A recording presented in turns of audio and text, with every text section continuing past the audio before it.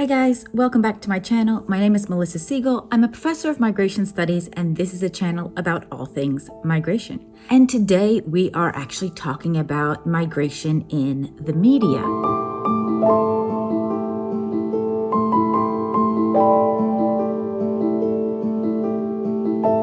Now, the media can actually play a really significant role in shaping people's perceptions of migration.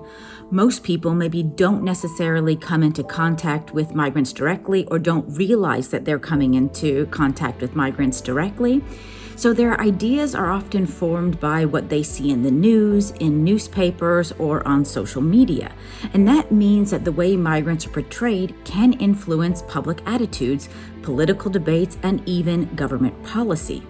So that's why it's important to ask what kinds of stories are being told about migrants and who gets to tell them. Let's talk about some common media frames as threats or that they're portrayed as victims. Now, in this kind of threat framing, we see that migrants are frequently portrayed as a threat to national security or economic stability or cultural identity. And this kind of threat framing includes depictions of migrants as criminals or terrorists or welfare abusers.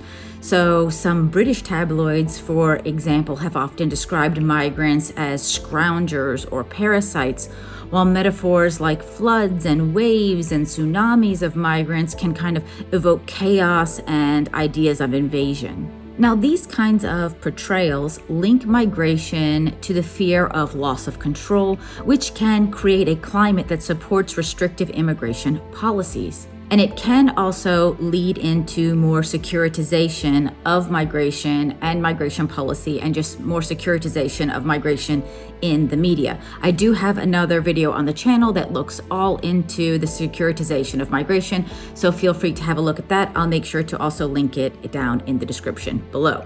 Now, another typical framing that we see in practice is the frame of kind of the victim or humanitarian need, right? So maybe migrants or more specifically refugees or asylum seekers as people in need of assistance. So here migrants are depicted as helpless victims, or we might see people drowning at sea or trapped in camps. While this portrayal can definitely generate sympathy, it can also deprive migrants of their own agency and can reinforce this idea of, them just being kind of passive victims and not having any control over their own lives. So refugees in particular are more likely to be seen as deserving of help, while quote-unquote economic migrants are often framed as opportunistic or undeserving. Now, there are also other types of stereotyping that we see in the media. So migrants can be portrayed in different ways. So the media discourse often draws kind of a sharp line between us and them. And this is what we call an othering process that defines migrants, not just as different, but as outside the boundaries of kind of national belonging. And they are something different, or portrays them as something different to the native people that are living in that place. So what we do see a lot in the media is that migrants often are not shown as speaking for themselves. So instead, they're often just spoken about, often as, a single undifferentiated group. Even second generation migrants, so these are people who were born and raised in the host country and are sometimes still framed through the lens of a quote unquote migrant background, which really ignores their lived realities as citizens of that country now, or people that were born in that country. So in many European countries, for example, migrants are implicitly equated with Muslims or Muslim men who are then portrayed as a racialized and gendered threat. So for instance, in some German media coverage, we often see the depiction of Muslim men as violent or sexually aggressive, which can reinforce Islamophobic and racist stereotypes. Now, this is not always the case, and what we do see is that different media outlets often portray migrants in different ways, but these are just some of the examples of what we see in practice. So migrant deservingness is something that we often see portrayed in the media. And this really comes back to basically who is allowed to stay in the country. So deservedness is really a central theme in media discourse, whether migrants have a quote unquote good enough reason to be in the host country. So refugees fleeing war are generally portrayed more sympathetically, while those seeking economic opportunities are often seen as less deserving. So this reveals some real contradictions because, economic self-improvement is celebrated for citizens, but seen often as suspicious or greedy when migrants do it. And migrants who serve elite needs, for example, by working in care or domestic sectors, are often framed more positively than those who do not. I should also say that we do generally see more highly skilled migrants also as being framed more positively, but often they're also not even discussed in the media as a group that is kind of invisible and should just be there, but we don't actually learn very much about these highly skilled migrants in countries of destination. This kind of deservedness discourse also tends to cast refugees as victims who must remain grateful and compliant, otherwise they risk slipping back into a kind of threat category. So this is a portrayal that we often see coming back again. Now, I think other important things to also recognize are race or gender labels. So research shows that migrants are underrepresented in media overall, and when they are covered, some groups are more visible than others. So often, young men, particularly radicalized men, dominate visual representations, and then this is feeding into the threat narratives that we often see in the media. Women generally tend to appear as helpless victims or mothers. Migrants of color are often overrepresented in stories of illegality or danger or conflict. So the terminology that is used in these contexts also matters. So if someone is portrayed or is talked about as a refugee or an asylum seeker or as an immigrant or a migrant, these are often used interchangeably in the media discourse, which often obscures important legal and social differences with different migrant groups. So as you'll know from other videos on my channel, there are many different types of migrants, and we do know that there are specific kind of associations with different types of migrants. So the wording choices that are used often play into how people both perceive and portray migrants. So this confusion can also lead to even more stereotypes and public misunderstanding. Now, there's also differences in different media types if we think about mainstream media versus digital media versus social media.